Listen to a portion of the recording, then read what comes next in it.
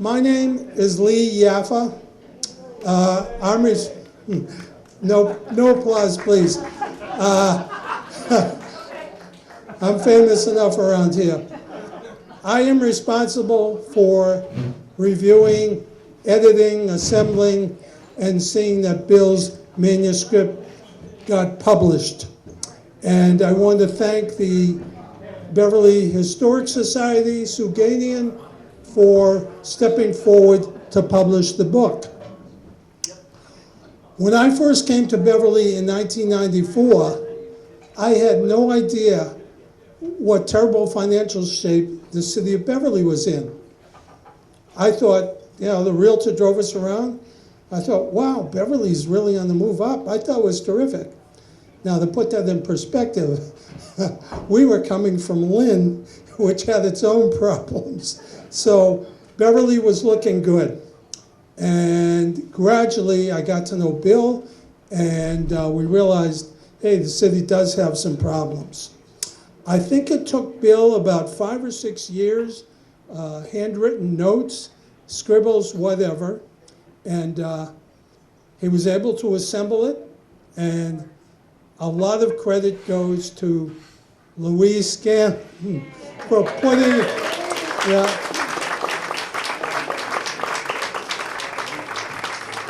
putting those notes into keystrokes on the computer. I'm not sure Bill ever used a computer other than possibly to look on the internet. But from the seat of his pants, he was able to govern Beverly. And I think what you see in Beverly today is in large part due to the efforts of Bill, his assembled management team, and the electorate within the city. And as you know, he was able to serve as mayor for 9 out of 10 consecutive terms. So I don't know how long it took him to get all his notes together and everything, and then I don't know how long it took Louise to put it into a computer. But he approached me last fall, I think, and said, gee, I have a manuscript. Would you mind taking a look at it? So I did, and I got back to him. I said, gee, this is a pretty good read. I said, what do you want to do from here? He said, well, if you don't mind, would you edit it, and we'll turn it into a book.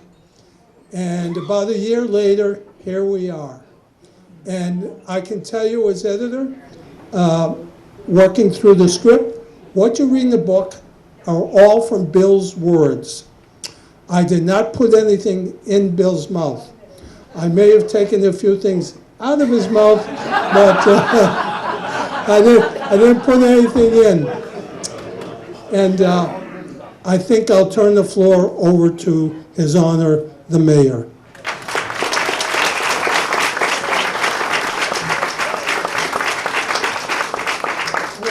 We will have a Q&A after his presentation. Well, thank you, Lee, and thank Lee and his dear wife, who helped a lot. Thank Louise, who had the idea of running for mayor in the first place. Go Louise. And her having won a typing contest of 125 words a minute. But I do know what the keyboard looks like, nonetheless. I've been looking for a certain gentleman to come in that I haven't seen yet. Is Jay Gonzalez in the room? No, when he comes in, I'm going to pause just a bit. Thank you all for being here. Thank you so much. Sue Goganian back there has been a huge help in getting this done.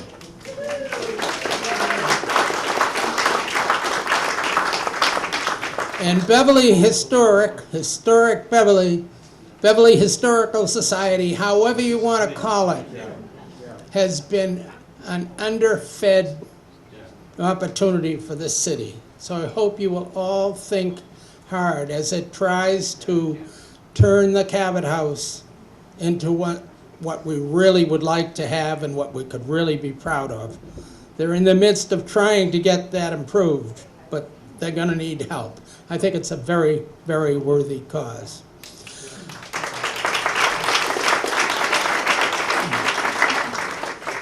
So where's Lee gone now? Right here. Oh, yeah. Okay. I never looked that good. Please go to the next slide.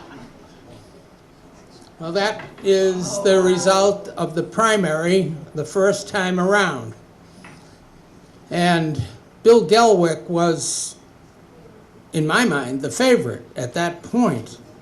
But when that election occurred, the Gelwick people were so happy that Jack was going to be gone that they played the record, "Hit the Road, Jack," at least a dozen times. And I said, well, I don't think any of the Monahan voters are going to vote for Gelwick. So the primary was really the finale in that sense, and it was really good. Moving on.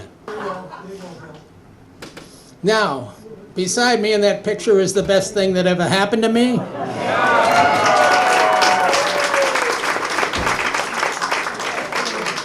No further explanation required. We got 5 out of every 8 votes that night, and that's pretty damn good. Okay, moving on from that. That on the left is, in the above picture, is my father.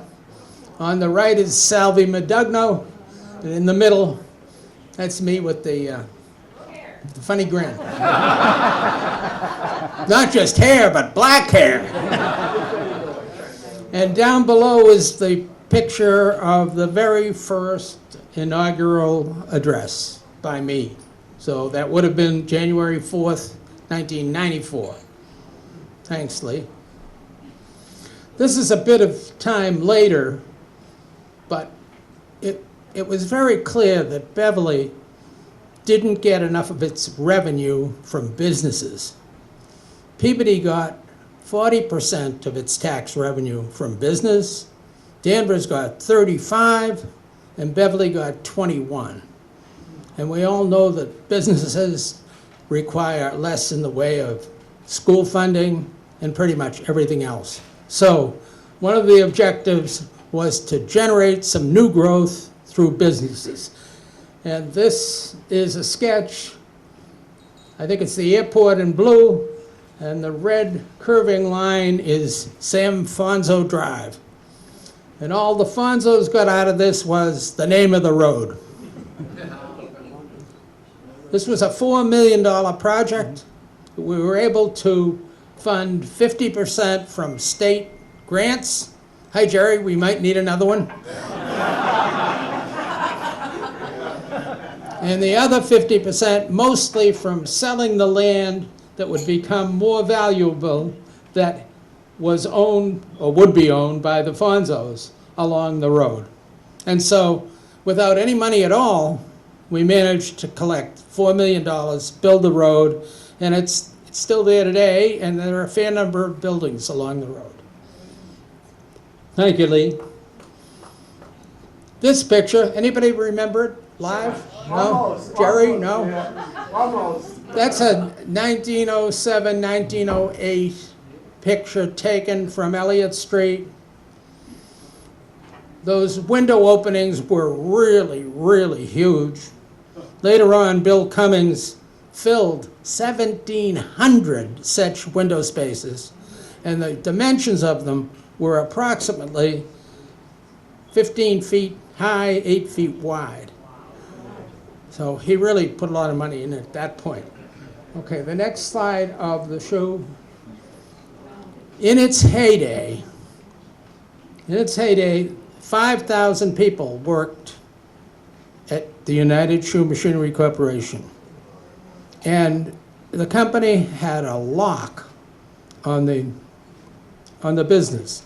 The machinery was used to make shoes. The company didn't make the shoes, it made the machinery to make the shoes. And at one point, there were 100,000 machines across the United States, making shoes, sometimes on Saturdays and Sundays. And people across the country, like you and me, were wearing those shoes out so they could make more shoes. Can you think of a better business? And it was arranged in such a way that you didn't need a lot of money to start a shoe factory, because the rent on the machinery, they were all leased, was small.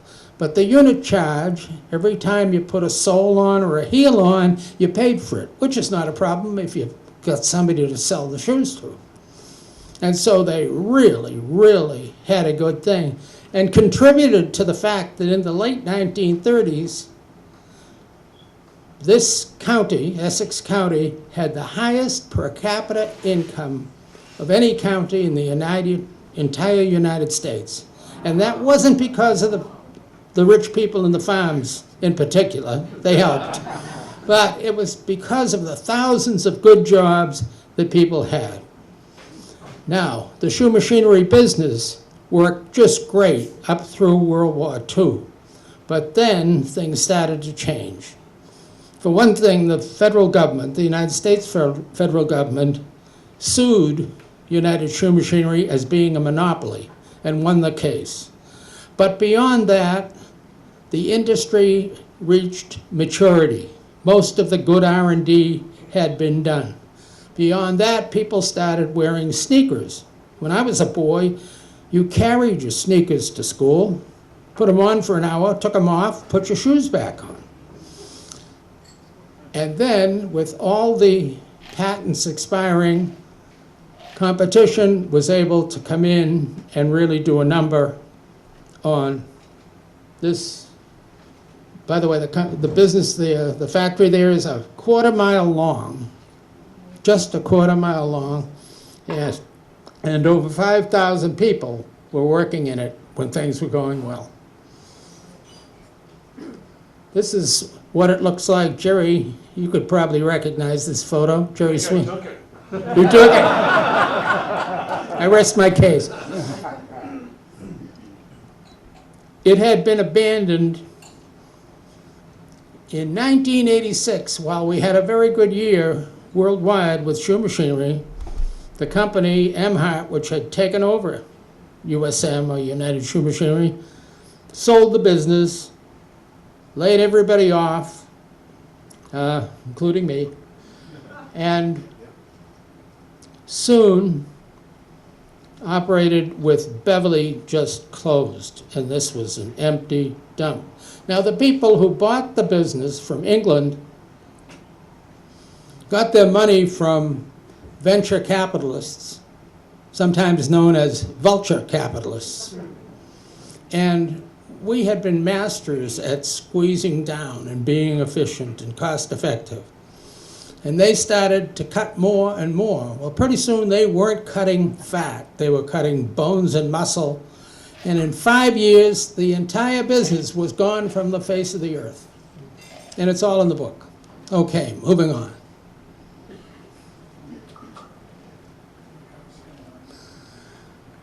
Bill Cummings came along and bought the business, bought the facility for a song.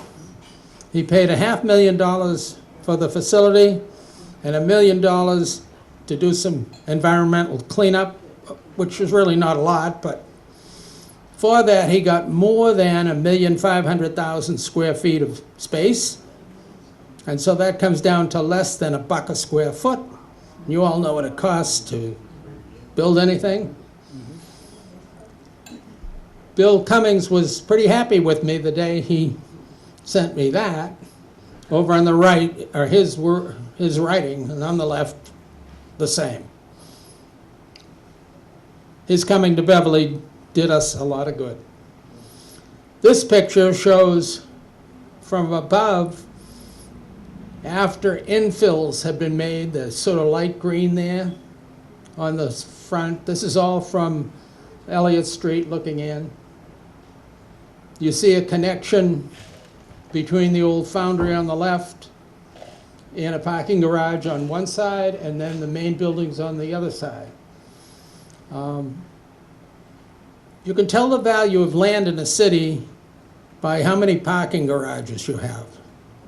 John Dunn never liked this approach, but there's one on the left, there's one on the right, and there are two at the other end. It showed that the value of land in this city was going up. One more, Lee, please.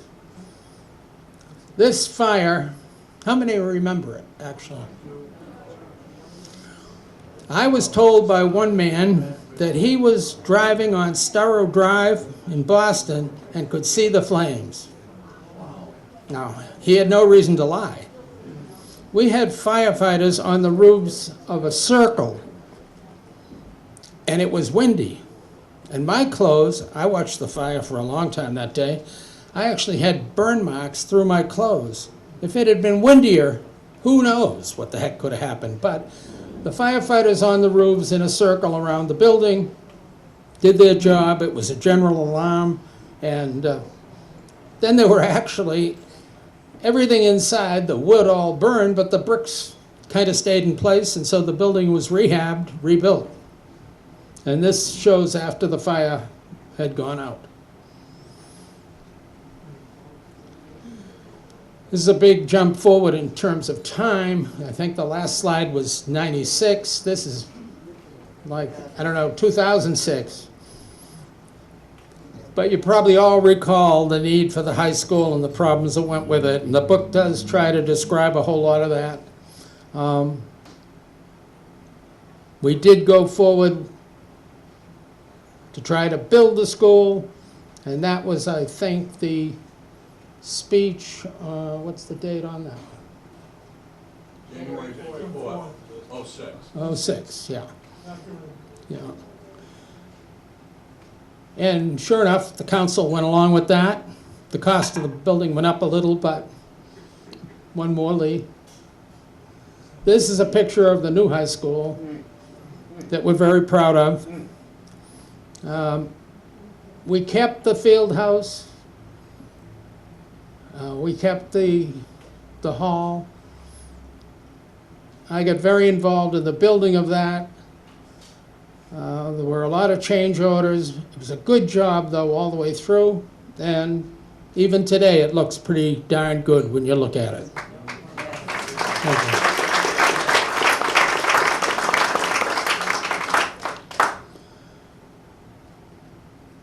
This was a picture taken with the governor at the time and John Taney, the rep from Washington, behind me.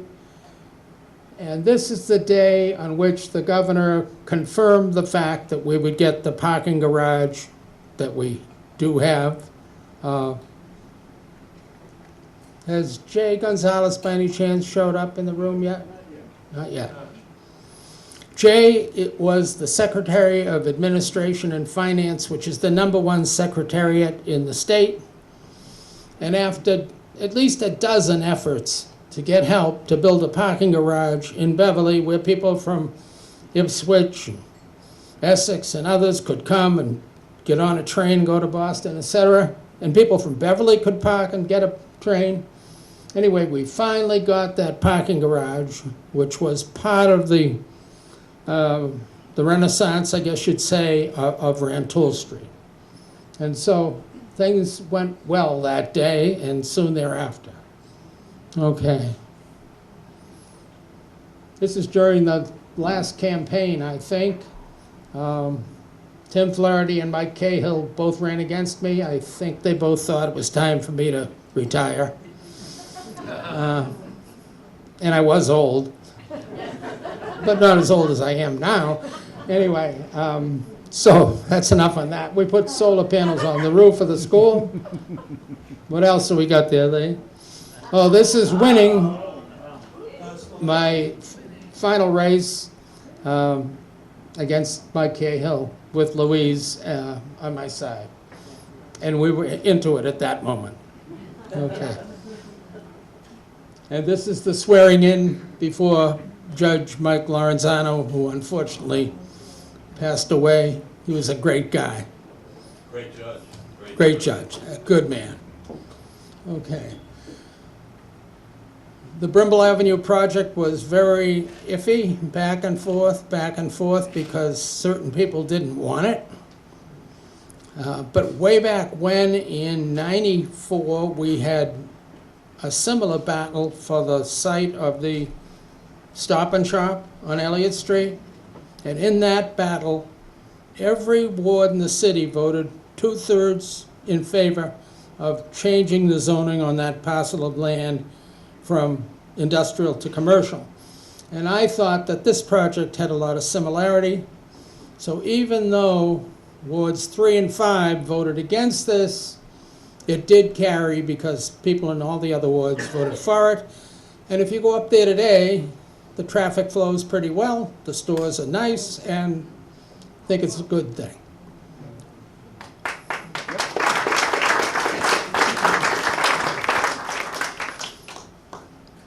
And this is a clock, of course, that belongs to everybody. It's not my clock, it's our clock. It's, as it says on it, I think it's a gift to the citizens of Beverly from other citizens of Beverly, something like that. So,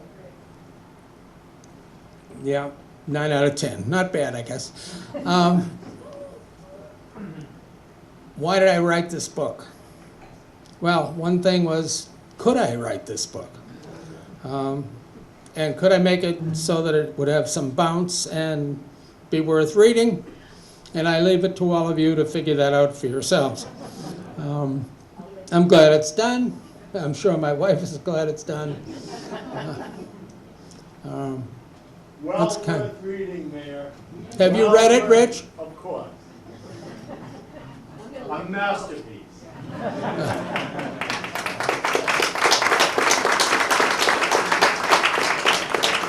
What's your next project, Bill? Louise? Gonna run for president. Save us all. You can be sure that's not true. No, I don't have any big projects planned. Marshall? I read your book. It's marvelous. I think everything in it is true, but tell everybody that you had more fun than the book, than the book shows. I mean, we really did.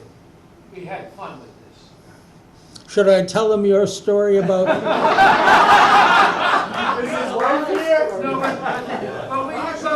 How about Mary Had a Little but Lamb? you did have you had good people around you. You had and you had fun doing it, didn't you?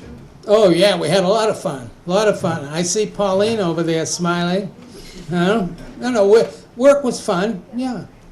No, we never looked at a clock, I don't think, It was because we were creative, having fun. It was creative, it was joyous, it was accomplished, and here's to you.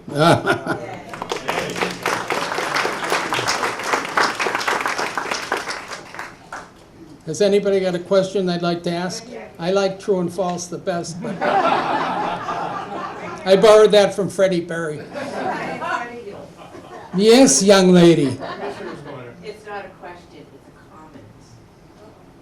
When I was principal of the Hannah School, every single year, you took time out of your schedule to let the kids have breakfast with the mayor for the top readers every single year.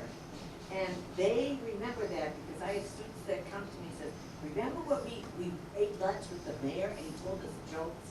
And I have to say, they were the same jokes every year, so I still laugh, but they loved it, and for that, I thank you. Thank you.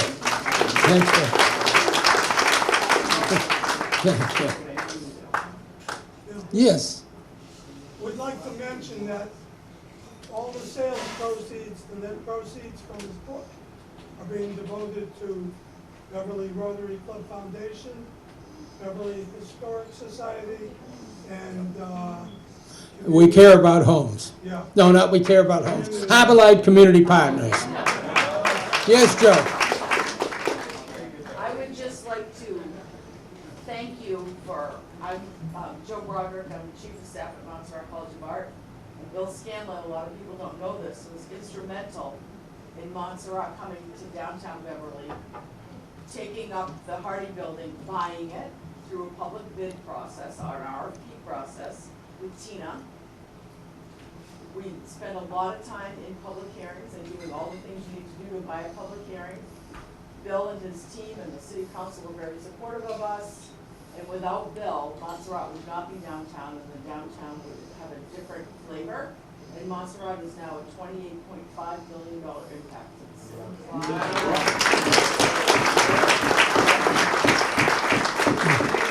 Well, thank you for that.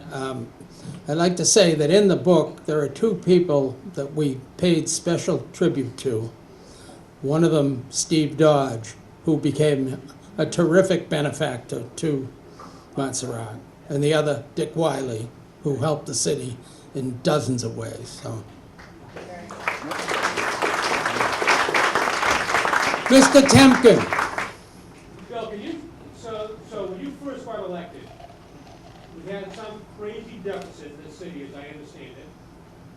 Can you just share with the group, what was your thought process, other than what the hell did I just do? What was your thought process relative to how this all was run? Well, I thought, for one thing, a city gets to collect all the money, and you don't have to make a profit, you just have to break even.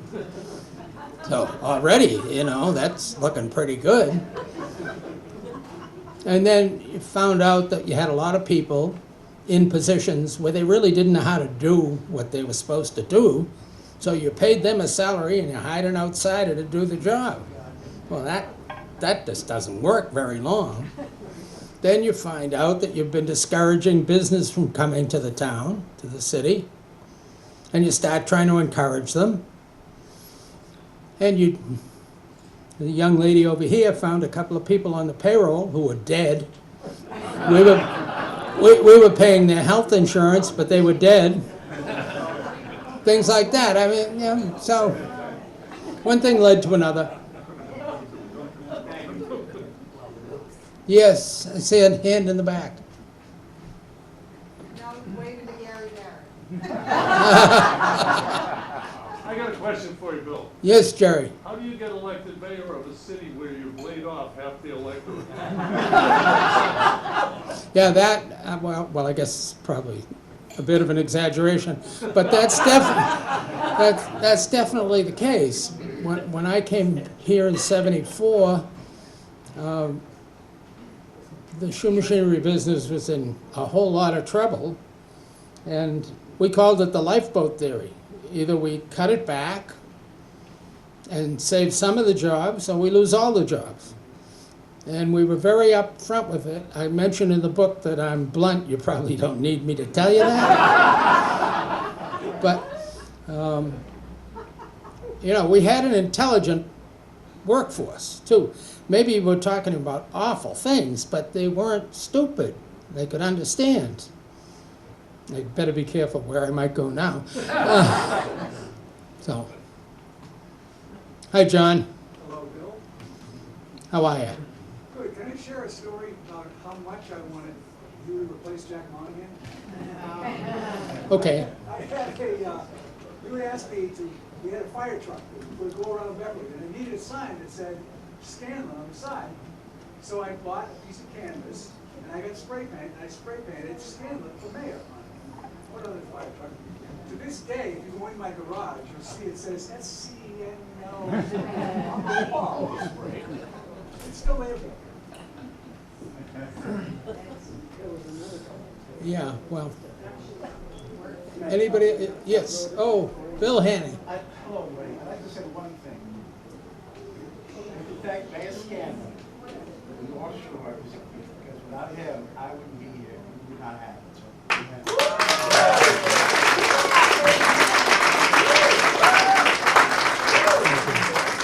Thank you.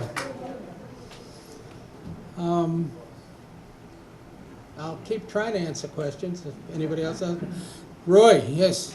Bill, I'm gonna just ask you a question, but in asking it, it tells you that this was one of the two things that I, as a, at the time, younger parent, cared about when you decided that you were gonna rearrange the population of the students in the city so that free and reduced lunch population were evenly distributed. And I'd just say parenthetically to that, as a parent of young children at the time who would be impacted by it, I was all for it, and I think it's a huge part of what made this city turn around. Yeah, it turns out that right at the beginning, we did a look at the elementary schools, and some of them had no free and reduced lunch children, while two of them, the Washington Beadle School had 78%, more than 3 out of 4. And the Abraham Edwards had 50-odd%, more than 2 out of 4. So all the kids were being poured into those two downtown schools. And the school committee got onto that, and we changed it, and as a result, the teacher's job became possible, and the kids learned to read a whole lot better than they were otherwise. So that's in the book too. I think that was the most important thing we ever did.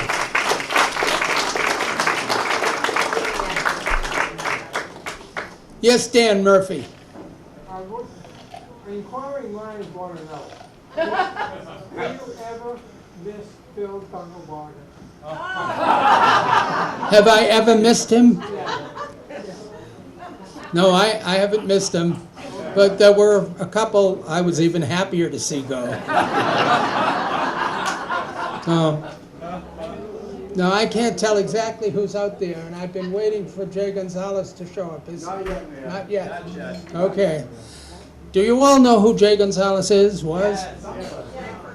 He ran for governor, and he didn't win. Had he won, I think the MBTA would be a whole lot better off today. The guy was, I think in the book what I said was, I can't remember it now. The most broad-minded and helpful person I ever encountered in government. That's my view on Jay Gonzalez.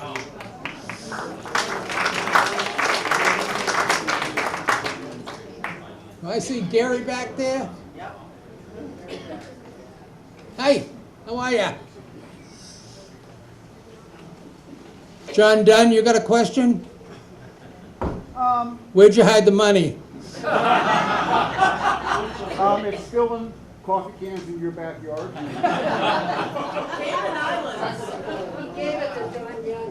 So what I do miss is that picture of you saying nope to the little weasel. Mr. Burke? Mr. Burke. We were there. That was I a did classic picture. say thank you, but I refused to shake his hand, yes. And I'd do the same thing. Anyway, that's in the book too. Bill, where's Stina Cassidy now? Is she still in Woburn? She is, to the best of my knowledge, still the Director of Planning in the city of Woburn, yes. And Mr. Dunn there is the Director of Finance in Gloucester.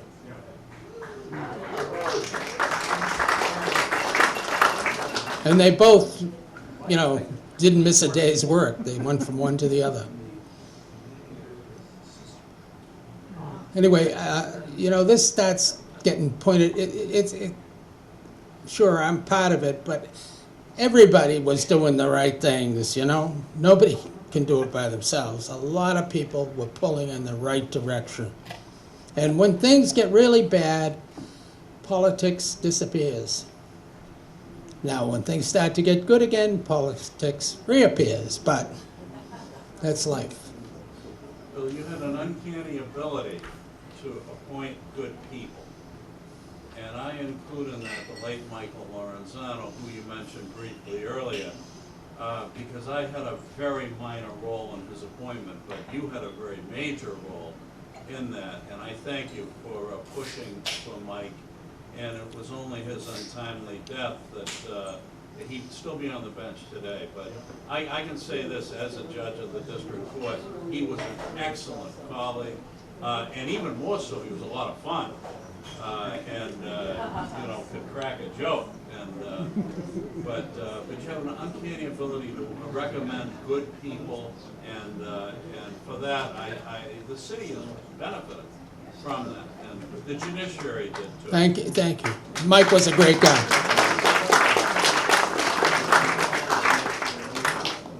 Anybody else with a question? Bill, I'd just like to add, because I was very involved in this,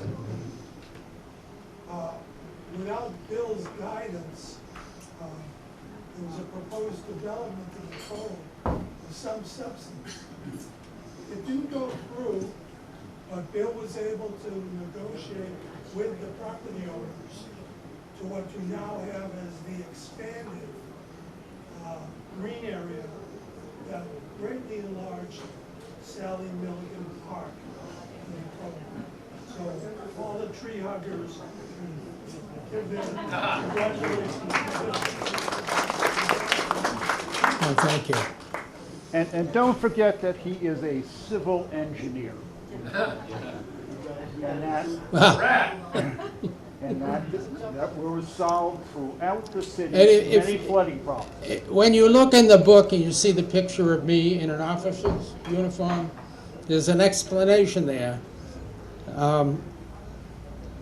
At OCS, which was a memorable experience, where they tried to get you to tell them to go commit an unnatural act, and they certainly succeeded, but not audibly. They took your picture after you were about a month into the program, in case you graduated. But there was no guarantee you would graduate. So to keep you from getting a swelled head, you had the lid and the tunic, but you were in your underwear. And they took the picture from the waist up. And I've often wondered whether people could look at those eyes and see that there was something funny going on. So, I don't know. I think maybe it's, I'm happy to keep on talking, signing, whatever. Thanks to everybody for all of it.